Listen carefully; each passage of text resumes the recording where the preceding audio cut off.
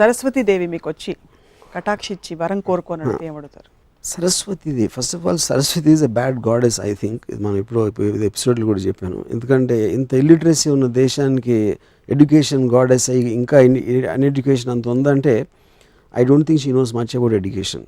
So education లేని వాళ్ళు నాకు కటాక్షిష్టం అనేది నేను కనెక్ట్ అవ్వను.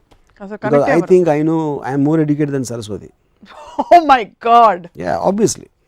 Do you realize what you're saying? Yeah, I said that.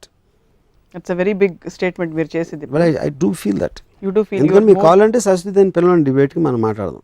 తప్పకుండా. Yeah. నెక్స్ట్ ఎపిసోడ్లో రామూయిజం, Ramu versus Saraswati Devi. Yeah. I understand where you're coming from. మీరు చాలా క్యాజువల్గా చేసేసిన స్టేట్మెంట్ అయినా that any concept which is not relevant to modern times you don't approve of, you don't connect. ఇప్పుడు నాకు తెలిసిన వాళ్ళు నా స్కూల్ టీచర్స్, నా కాలేజ్ లెక్చరర్స్, ఇలాంటి రకాల సరస్వతి దేవి నోటి నుంచి ఒక ఎడ్యుకేటివ్ ఒక గుళిక కూడా నా లైఫ్లో నేను ఎప్పుడు వినలేదు. So I don't even understand what it means. విద్యాకి గాడెస్ అంటే ఏంటి నాకు తెలియదు.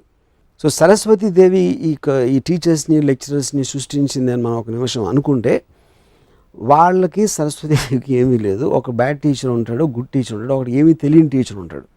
సో ఏమీ తెలియని టీచర్ని సరస్వతి దేవి ఎందుకు క్రియేట్ చేసింది? ఆ పవర్ తనలో లేనప్పుడు గాడెస్ ఎట్లా అవుతుంది? ఫండమెంటల్గా వెళ్ళిపోతారు అక్కడికి. ఫర్గివ్ మీ రామగోపాల్ వర్మ గారు, కొంచెం మీరు ఆరోగెంట్గా మాట్లాడుతుంటే అనిపిస్తుంది. ఒకటి సరస్వతి దేవిని కంటే మీకు ఎక్కువ తెలుసు అంటాం, రెండోది కోట్ల మంది పిల్లల్ని విద్యా వ్యవస్థపై నమ్మకం పెట్టి పంపిస్తున్నారు. పేరెంట్స్ మూర్ఖుల, విద్య అభ్యసించే వాళ్ళు స్టూడెంట్స్ మూర్ఖుల, టీచర్లు ప్రిన్సిపల్స్ మూర్ఖుల. ఇప్పుడు రెండు డిఫరెంట్ పాయింట్స్ అండి. ఇక్కడ ఫస్ట్ యారగెంట్గా కనిపిస్తున్నారంటే యారగెన్స్కి మీనింగ్ ఏంటి? ఫస్ట్ ఆఫ్ ఆల్ నేను అర్థం చేసుకుంది, నేను అబ్జర్వ్ చేసింది, దానికి నేను చెప్పిన దానికి మీరు ఆన్సర్ ఇవ్వగలిగితే this is a observation and making comment on the observation and for you to ఇందులో ఏం తప్పు మీరు అనుకుంటుంది కరెక్ట్ కాదు, ఈ రీజన్ మూలన ఆ రీజన్ మూలన అని చెప్తే అది ఉంది. కానీ యారగెన్స్ అనేది యూజ్లెస్, మీనింగ్లెస్ వర్డ్. అది ఫస్ట్ పార్ట్. సెకండ్ పార్ట్ వాళ్ళు మూర్ఖులు అని క్వశ్చన్ కదా. ఎప్పుడైనా మనం దానికి మోసలో పడిపోయి అలా వెళ్ళిపోతూ ఉంటాం, దాని గురించి ప్రశ్నించాం. ఎందుకంటే మెజారిటీ ఆఫ్ ద పీపుల్ ఒక సిస్టమ్ క్రియేట్ అయింది, ఏం ఆలోచించకుండా దాంట్లో వెళ్ళిపోవాలి. దట్ ఈస్ హౌ ఇందాక నేను చెప్పింది స్టంట్ చేసేస్తారు, which is like Android కంప్రాచ్యూస్ theory.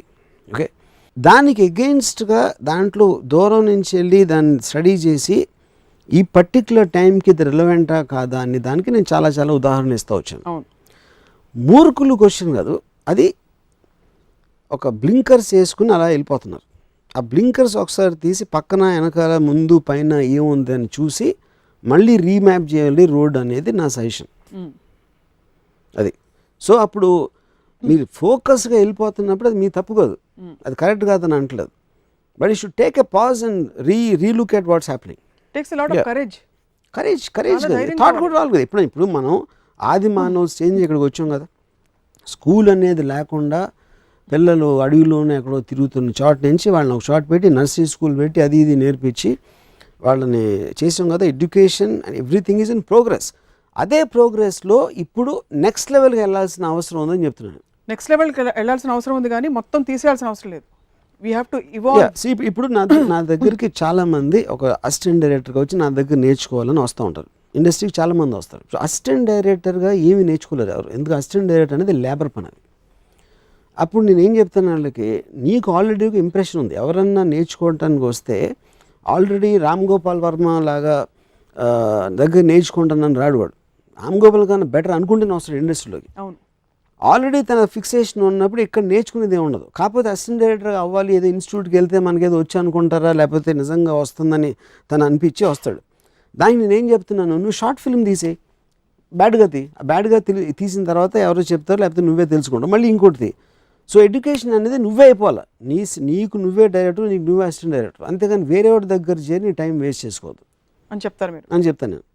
అది ఇప్పుడు NTFI ఇది పెట్టి ఈ కైండ్ లో బడ్జెట్ లేకపోతే ఆక్షన్ మెథడ్ ఆఫ్ డిస్ట్రిబ్యూషన్ ఇలాంటివి చేసిన వలన ఆటోమేటిక్గా మొత్తం డీసెంట్రలైజ్ అయిపోయి ఒక ఇన్స్టిట్యూషన్ అనే థింకింగ్, అందరం కలిసి ఇన్స్టిట్యూట్లో ఇలా ఆలోచించాలి, అందరం కలిసి ఇన్స్టిట్యూట్ పేరు నిలబెట్టాలి, జెండా పైకి ఎగరేయాలి అనేది ఎవరి జెండా వాళ్ళు ఎగరేసుకోవాలి. కానీ ఒక ఇన్స్టిట్యూషన్ జెండా అనేది రిడెండెంట్, అది నేను చెప్పేది.